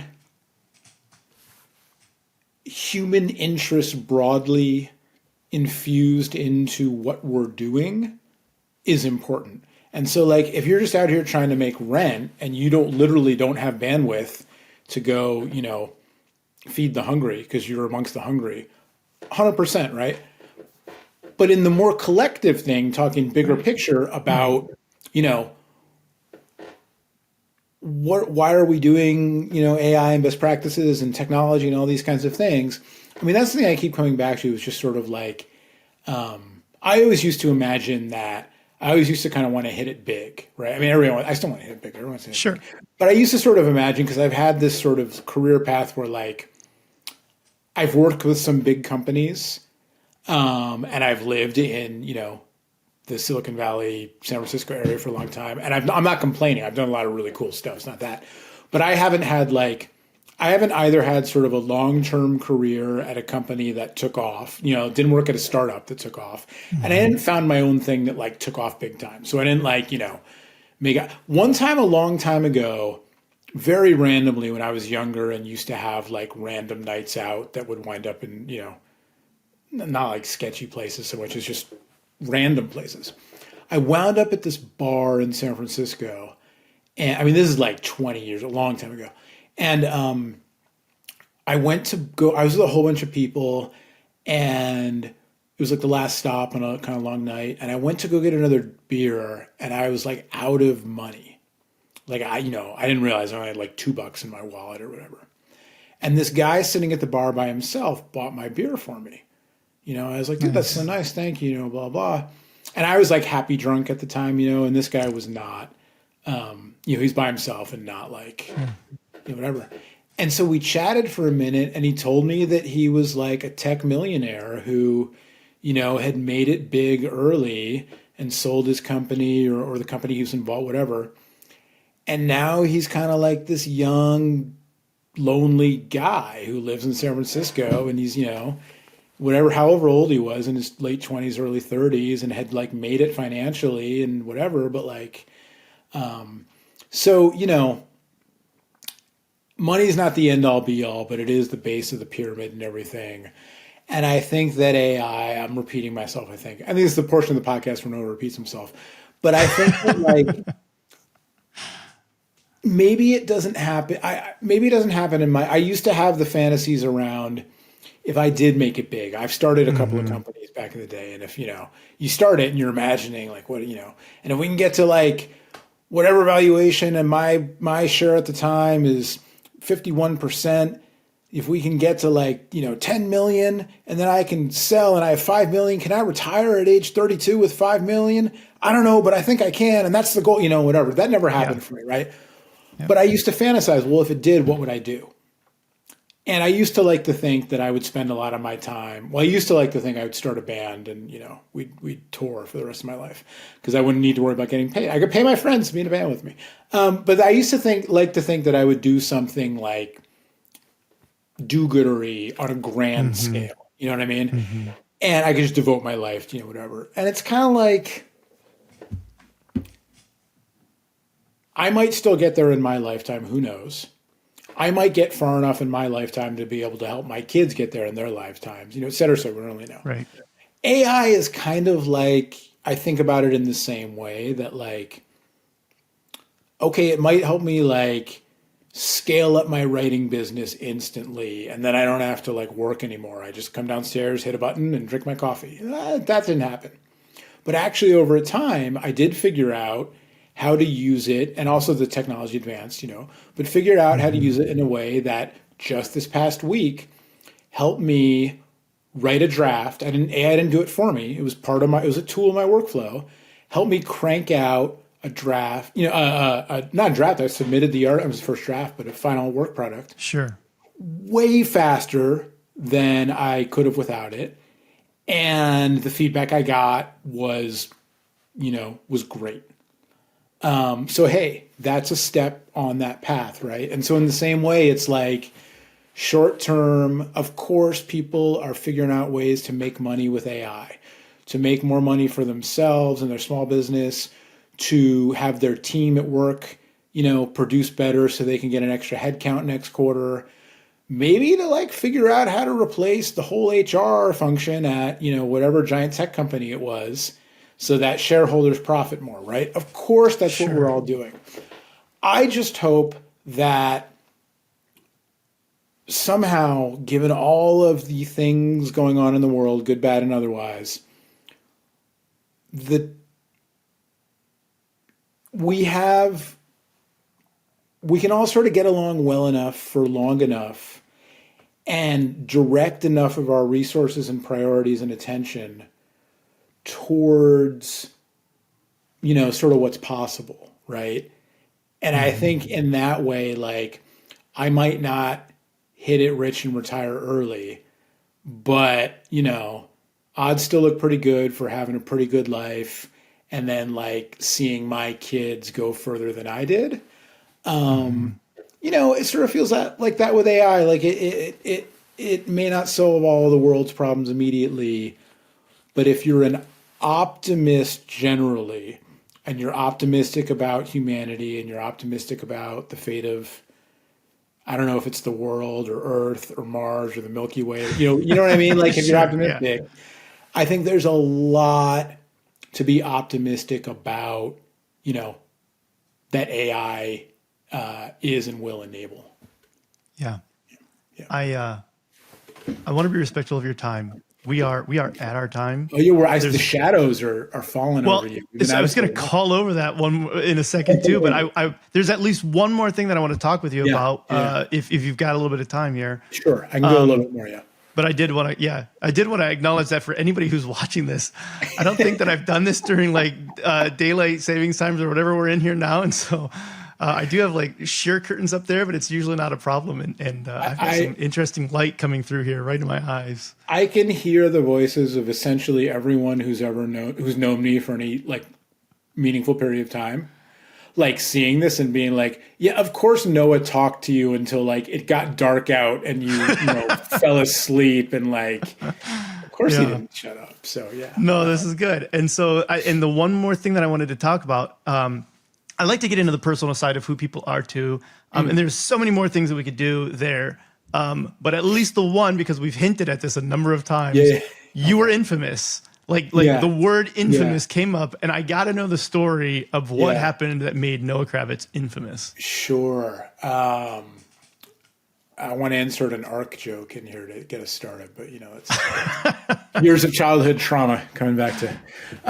So I think, we talked a little bit about how I was a writer, journalist, phone reviewer, YouTuber, whatever. I worked for a company, a company called Phone Dog. It was like we moved to California, and I was a teacher for 2 years. And at the end of the second year when I left, that summer I started freelancing, and they were one of the places I was freelancing. So whatever year that was, 20-ish years ago, right? It was before the first iPhone came out. So it was right around 20 years ago, actually. You were rocking that Motorola Razr in the background? That's right, exactly. My little wall of things. This is the OG iPhone. Nice. And, the Razr. I have a small number of phones that I kept from those days. If anybody cares, go on YouTube and look me up from Phone Dog Noah. And there's some videos when I had office space where you could just see behind me, those shelves that just have the open cubes, and there were just phone boxes just stacked, because I just reviewed phones all the time. So anyway, so I was reviewing phones, and it was great, and we were successful, and during that time, I started a Twitter account. This may have been when Twitter launched, or Twitter may have launched slightly before that, but it was early days of Twitter. And I created a Twitter account under the handle Phone Dog Noah, or Phone Dog _Noah, whatever it was. I actually don't even remember. I don't remember the details, but I had an account called Phone Dog Noah. And, along the way, like, we started doing YouTube video. This was like a very small company, and I was freelancing, but I was like doing there was one guy who's like the business guy, one guy who was the programmer who built the website and all that stuff. And then I was and there was an office manager person, and I was kind of like the lead content person, right? And so I had a lot of freedom. It was a great gig. And so like I made a video one time for a contest this is like early days of YouTube. It was early days of all this stuff. Sure. So for a long time we started doing videos, and the videos were hosted on my YouTube channel, because I created a YouTube channel under like an alias, but it was mine. And so that's how people knew me on YouTube. And so point being that like there wasn't a whole lot of forethought or anticipation or, sort of corporate guidance for us to follow, right? And so what wound up happening is I worked with them for 5 years, something like that. And during that time built what at the time was a decent Twitter following, at least in our space. It was like 17,000 followers. It was nothing by today's standards, but and nothing compared to a lot of people back then. But whatever, it was a thing. And so when I left the company, I talked to them about all of this stuff, and we like transferred. Like YouTube, by that point, we had already, because of YouTube figuring out, we can sell ads, and we can sell more ads on an account called Phone Dog than we can on an account called, Noah's Basement 5000 Deluxe or whatever, right? And so like we transferred all the video stuff to, official channels, whatever, but the Twitter handle like had Phone Dog in the name. And so as part of my leaving, I was like, hey, what do you want to do about the Twitter handle? I can like grab a new one and then like I can handle it all. Just tell me what address you want, what email address you want Phone Dog Noah to belong to. Cause like I'm going to keep the followers, right? I'll change my account handle and then I'll immediately grab Phone Dog Noah. So nobody, cause we'd by that point had something squatted on, some other handle on some platform we wanted. So nobody gets burned, whatever. And they're like, yeah, cool, great. And so I did it, and there was documentation. Sorry, I'm talking about it, and I'm like defending myself. But, there's documentation. It was all whatever. And I quit. And then and when I told them that I was going to leave, I was like prepared for, like it wasn't going to be all hugs and goodbyes. And the vibe was weird. And it happens, and it's always easier to do the breaking up than to get broken up with. And I don't mean that about myself, which I mean generally. And so what wound up happening is I left and they owed me some money and, just within the realm of like agreed upon stuff. And I wound up, God, this is so long ago that I had the opportunity to write a magazine article. And the novelty of writing for like a friend of a friend. And the novelty of writing a magazine article was like, I've been in the internet world for so long and I came up on print and like, yeah, it'd be cool to do a piece for this magazine. And you never know when they might need somebody else. Yep. And they're local and it's like a friend of a friend. And so, they needed a phone expert to cover something.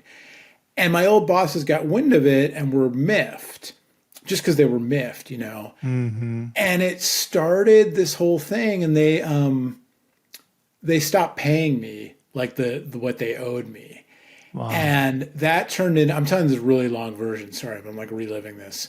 But anyway, you can cut as much of this out as you want. It was basically a dispute over a contractual thing. They owed me money.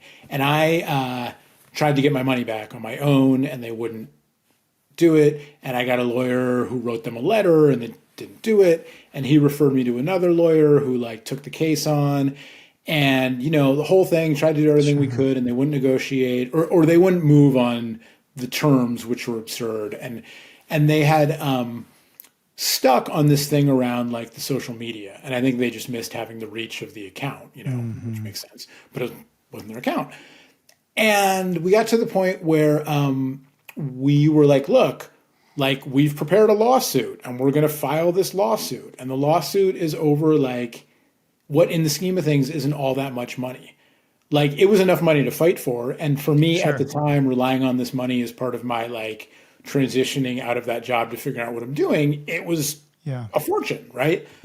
Yeah. But in the scheme of fighting a lawsuit, we were like, look, last chance before this gets just dumb. Come on. They responded by, I'll never forget, I was watching TV. It was a Sunday night and we were watching it was either Sopranos or The Wire. It was back in that era of HBO Sunday night TV. And our living room of that house, the couch, there was a window behind the couch, and that was like the wall that the front door was on. And we lived on a hill, and our little patch of gravel that served as a driveway was like right there. And it was summer, and so the window was open, or California, who knows what time of year. And I heard like tires on the gravel, and I looked and I saw this car I didn't recognize pulling into our driveway. And I was like, oh, they're serving me with papers, aren't they? And sure enough, this guy gets out of the car and he's got this thick envelope and he gives it to me. And I open it up, and they were suing me, saying that I stole the Twitter account when I left, amongst other things, but that was the main thing. And they'd come up with this valuation that put the Twitter account at a value of like $300,000 US, give or take. And so they were suing me for, and this is many times the amount that was in contractual dispute. Sure. Right? They just went nuclear, you know. And we battled it out behind the scenes. The moral of the story, for anyone who's ready to hang up or turn this off because they don't want to hear the details of this anymore, is avoid lawsuits at all costs if you can. Sure. You know, I once heard somebody, some business person say, you know, look, like the only two checks I'm happy to write every month are to my therapist and to my lawyer, because everybody's got issues. And if you do enough, you know, entrepreneurial type business, eventually somebody's going to sue you. And so get a good therapist, get a good lawyer.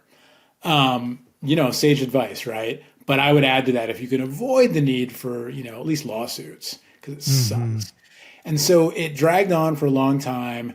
And there were all of these, you know, like jockeying behind the scenes between lawyers or whatever. And I was very fortunate in my legal situation. Shout out to my lawyers who cut me a break and were awesome.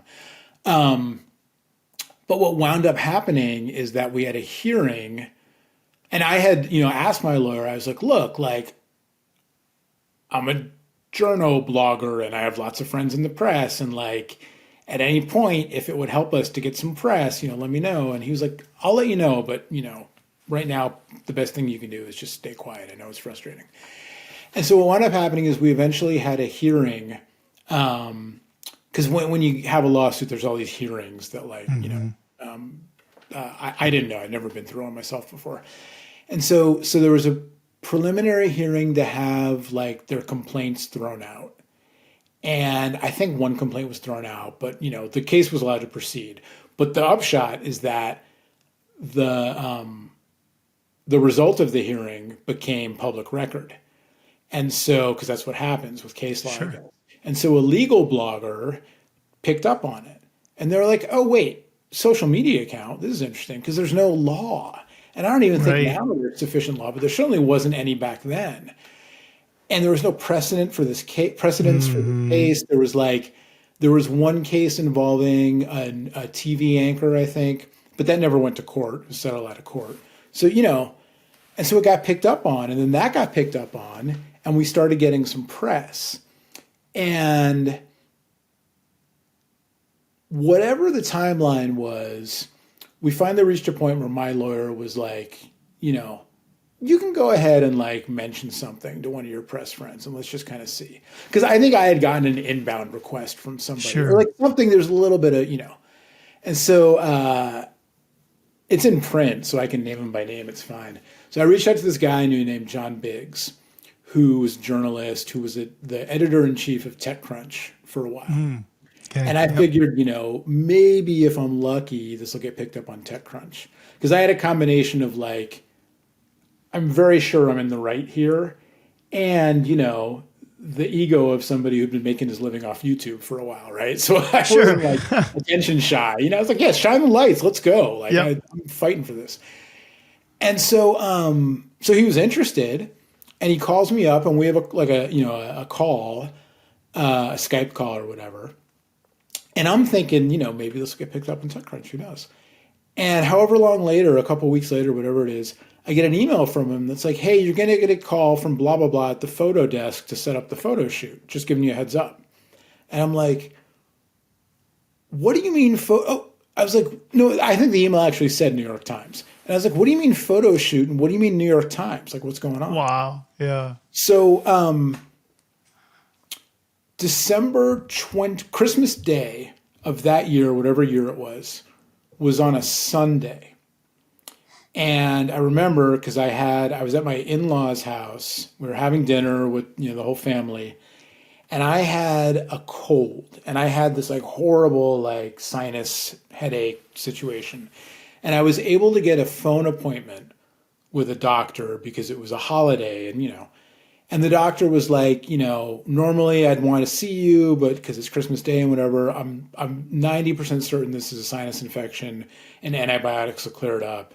If you're cool with that, I'll just write you a script, and there's a pharmacy that's open and whatever. Sure. So I'm like, okay, let's do that.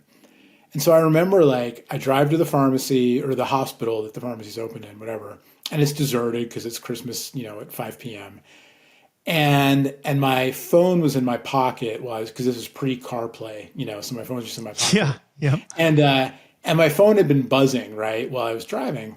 And so when I get there, I get out of the car and I look at my phone and I have a message that's like, have you seen the New York Times homepage or something to that effect?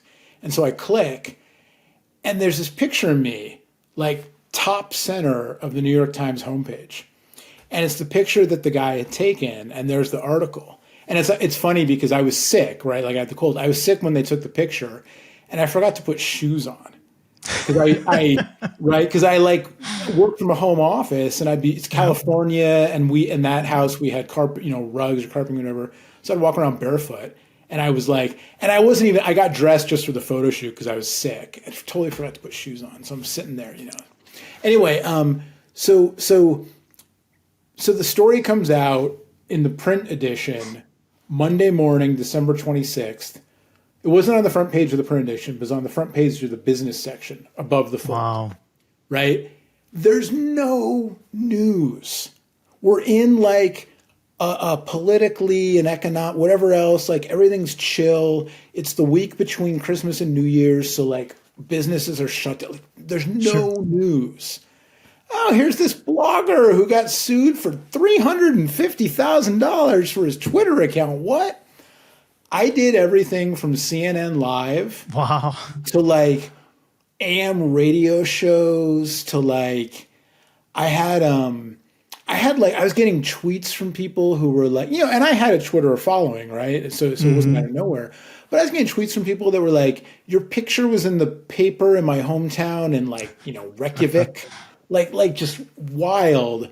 And it went on for like 2 weeks, Crazy. Because there was, that first week and then a little bit of spillover and then the world, came back to business for the new year and then eventually we did settle out of court is the upshot. But yeah, that was my infamy. And that's absolutely wild. Yeah. I can't even imagine, everything that went into that, like you said, of thinking this is absolutely crazy. And then it turns into something that you just didn't even think would be, in a blog, let alone CNN and everything else. Yeah. It's funny, like I haven't told that story in a while. I've told that story a million times, but I haven't told it in a while. And telling it in this context, I realized that I, put all the detail into the, like, what happened from my perspective beforehand. And I totally glossed over the, like, and then I was on all these things for 2 weeks and whatever, right? Because I could go through them all and that was wild. And I don't mean to present that, like, working with Phone Dog was awesome. It was so fun. And it was such a, like, changed my professional trajectory. And, it was not, I was on YouTube and I was on CNN when this all went down or whatever, but it was not me alone, right? They existed before I came along. So I don't mean to, like, it was a bad breakup and it happened and whatever. Sure. But I don't mean to go, it was just telling it, of course, I'm thinking about, like, how just awful it is to get into that with somebody and it sucks and whatever. But yeah, that's the infamy. And, so it's a long time ago. I do want to make sure that like I said, it's like, I already took you past the time. I want to be respectful of that. Yeah.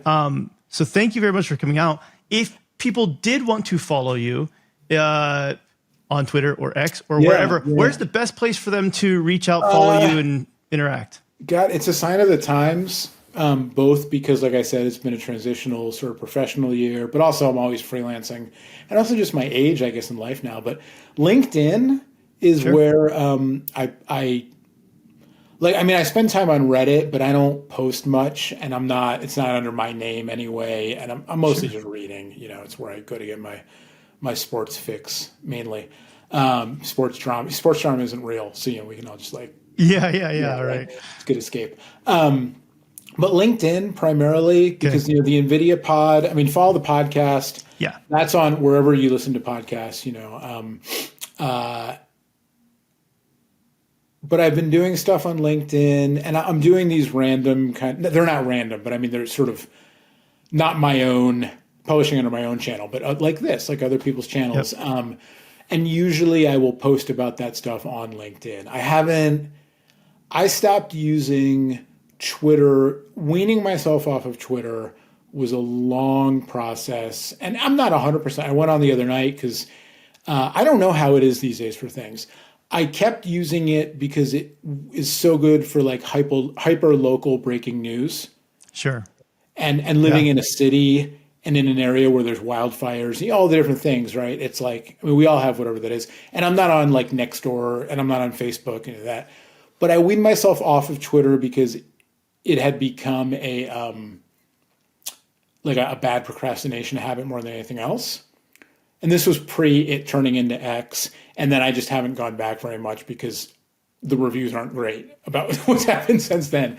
But LinkedIn, and then, I think that's LinkedIn. It. I was going to try to think of like, well, I publish here or there, but no, I did a newsletter earlier in the year, but even that, LinkedIn was where to find out about it. So sure.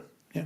Cool. I highly recommend the podcast as well. Like I said, I've Thank listened you. to It's lots of what you've got going on there. And there's some interesting stuff there, even just like the rules that we're trying to establish around governance and it gets very deep and very interesting. So I appreciate that and definitely I appreciate that. And I think the cool thing about the pod, which is again just the same for me, the same theme with what's cool about AI, is we've had guests from doing so many different things. Yeah. Right. And before the Gen AI thing blew up, and we still do, but before the Gen AI thing blew up, we had, guests who were like the pioneers in the field, right? Like Peter Abil and Kai-Fu Lee, who I was talking about before, and, these types of, and lots of people from Nvidia. It's ironic. I didn't do this interview. And it wasn't on purpose because they knew about it. It was just because at that point they were using somebody in-house for Nvidia people. But a high school classmate of mine, back in the day, I don't know if kids still do, but back in the day we used to talk about the smartest kid in the class and the fastest kid in the class and that kind of stuff. But legit, by all quantifiable and anecdotal measures, the smartest kid in my high school class is a guy named Jonah Albin, or was a guy named Jonah Albin, who is now the senior VP of GPU engineering, I think it is, but basically known as kind of like, Jensen started the company, but Jonah is like one of the key people. He's been there for like 20 odd years at Nvidia. So, it's just kind of wild. But one of the cool things about the pod, and I didn't get to interview him, is that like Nvidia deep scientists and icons of the field. And then we had like this kid who built the dank meme machine. This is before Gen AI, right? And so, Gen AI, but before mainstream. And so he had built a system that could produce dank memes, and it could identify with reasonable accuracy, is this a dank meme or not?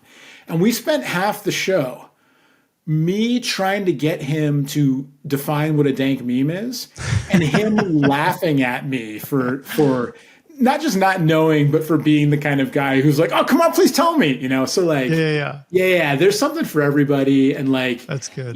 Science, creativity, music, blah, blah, blah. It's a cool show because of the guests. I'm super fortunate. It's, I'm not full time. It's a small piece of my larger puzzle, but it's bit through the pandemic, man. That was my lifeline, right? Yeah. Like stuck in the room, who knows what's going on, but I am interviewing this guy who's building a supercomputer across the world that's, helping research like vaccines or whatever it was. And amazing. Yeah. Well, Noah Kravitz, again, I cannot thank you enough for being on the podcast, sharing your time, your wisdom with us, and a lot of really fun, wonderful stories. It's been my pleasure. I hope whatever makes the final edit, because I went on for a while. I hope it's useful to folks out there, but thank you for having me. This has been a blast, and I appreciate the line of talk gave me a chance to kind of open up. So thank you. Thanks for listening to the Up Arrow podcast with William Harris. We'll see you again next time, and be sure to click subscribe to get future episodes.